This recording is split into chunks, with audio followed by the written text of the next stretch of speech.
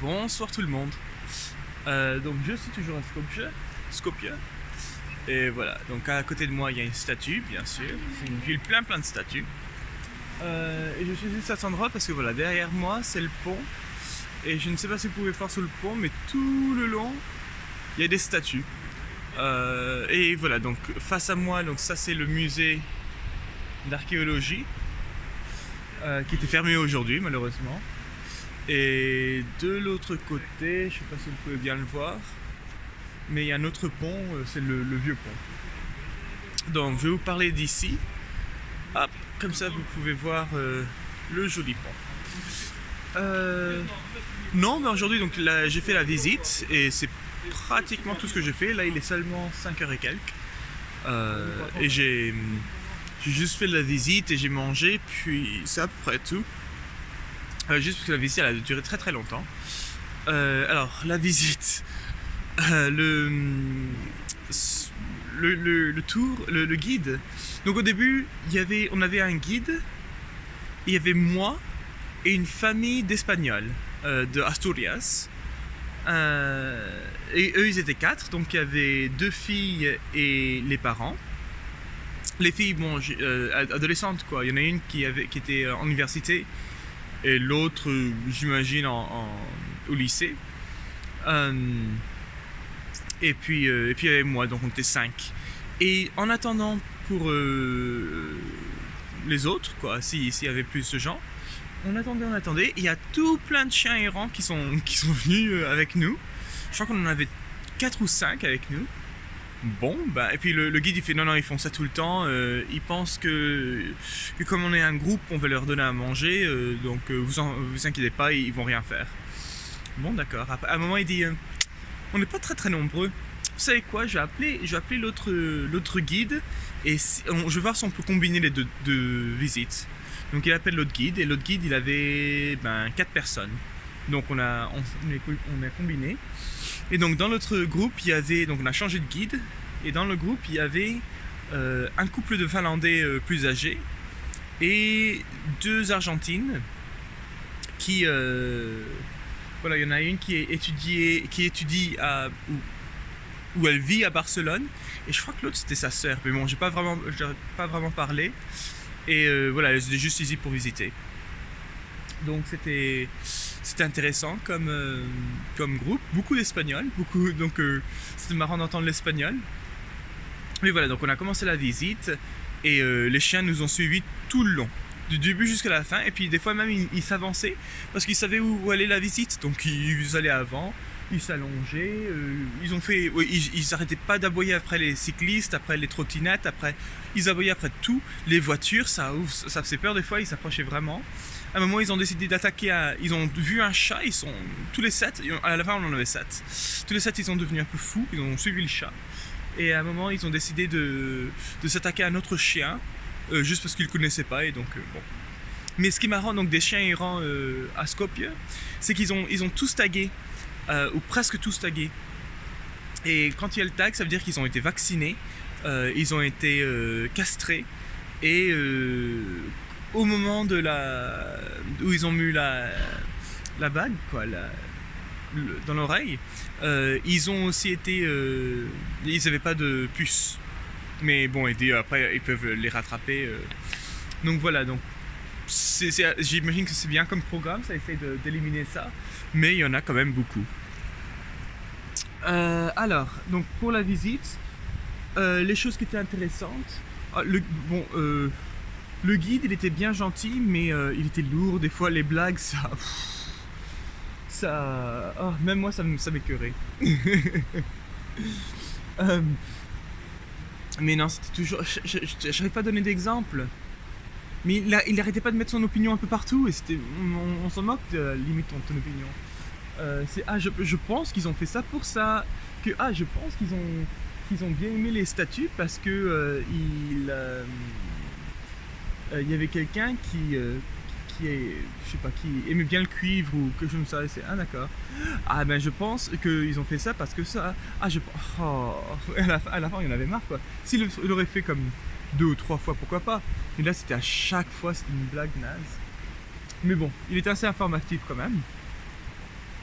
Donc voilà, et à Skopje, ce qu'il y avait d'intéressant, donc c'est bien sûr Alexandre le Grand, mais par contre ils n'ont pas le droit d'appeler la statue Alexandre, parce que sinon ça ferait... les Grecs n'aiment pas. Donc ils appellent ça guerrier à cheval. Juste parce qu'ils ne veulent pas dire que c'est Alexandre, mais tout le monde sait que c'est Alexandre. Et donc il y a Alexandre le Grand qui vient d'ici, et il y a aussi Mère Teresa qui vient d'ici. Et donc un peu partout dans la ville, il y a des plaques avec des choses que Mère Teresa a dit. Oui, il y a même l'église où elle a prié.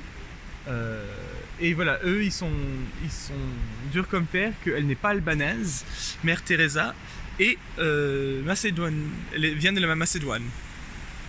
Donc bon, elle est née ici, donc j'imagine que c'est une preuve. Qu'est-ce qu'il y avait d'autre d'intéressant? Oui, la deuxième chose intéressante, c'est qu'il y a un arc de triomphe. Mais après, il nous a dit la Macédoine pour les triomphes militaires, c'est pas vraiment ça. Donc ici, notre arc de triomphe, c'est plus des triomphes culturels. Et donc, on a par exemple l'invention de l'alphabet cyrillique, où on a je me rappelle pas des autres, mais juste des choses intéressantes qu'ils ont fait eux, sans avoir avec la guerre. C'est juste, voilà, des... je me rappelle pas, c'est pas des choses qui ont été inventées ou... Mais anyway. Donc voilà, c'est assez joli quand même. Mais après, donc, il nous mettait son grain de sel en train de dire oui, mais ça a coûté beaucoup d'argent à faire et qu'il comprenait pas. Et c'est bon, oui, c'est vrai que ça... On voit pas vraiment l'intérêt et pourquoi ils ont mis autant d'argent là-dedans alors qu'il y a d'autres choses qui ont vraiment besoin d'être faites, mais bon. Et la dernière chose que je voulais parler, donc il y a les deux gens qui sont nés ici, enfin qui sont d'ici, l'Arc de Triomphe. Oh, ça me reviendra après. Et voilà, donc on est à un moment pour la pause, on s'était arrêté à un restaurant. On a pris de la rakia, donc c'est lui, j'imagine que c'est ses amis ou quoi, ils ont un deal.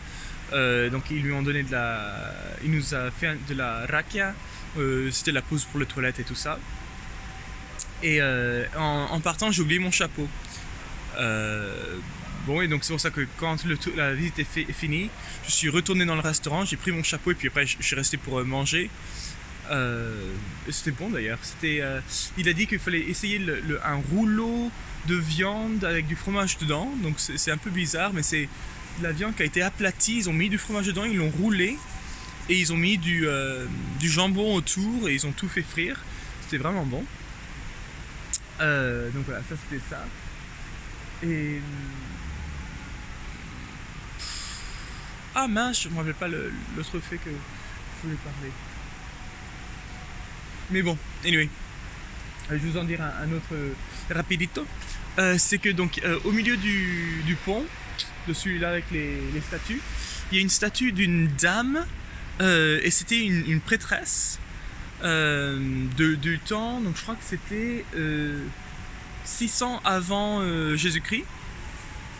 Et il disait, c'est assez marrant parce que voilà, donc c'est une femme, c'est un sarcophage un cercueil qu'on a retrouvé et c'était une femme, mais elle avait des trucs religieux, donc ça veut dire que ça nous montre qu'elle était prêtresse, mais elle avait aussi des symboles administratifs, donc ça veut dire que c'était la cheftaine quoi. Il dit c'est assez bizarre de trouver ça, surtout pour cette époque-là, mais voilà, on a trouvé ça, donc ils ont fait la statue pour elle, mais voilà. Non, sinon après la fin du tour,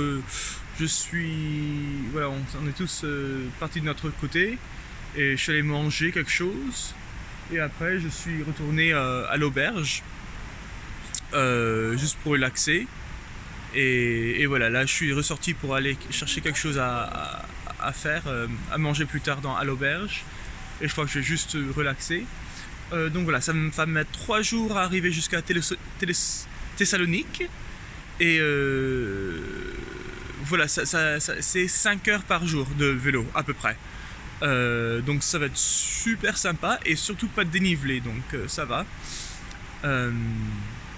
donc je suis assez content. C'était trop pour faire en 2 jours, Surtout qu'au milieu, il y a vraiment rien. J'ai regardé s'il y avait des Airbnb ou des n'importe quoi, il y avait vraiment rien. Donc c'était soit faire une journée de 9 heures et puis après une journée de 6 heures, mais ça me tentait pas tellement. Donc voilà. Donc 3 jours pour arriver à Thessalonique et après ce sera pour aller à Istanbul. Non, sinon c'est tout. Et je vous quitte là. Allez, au revoir.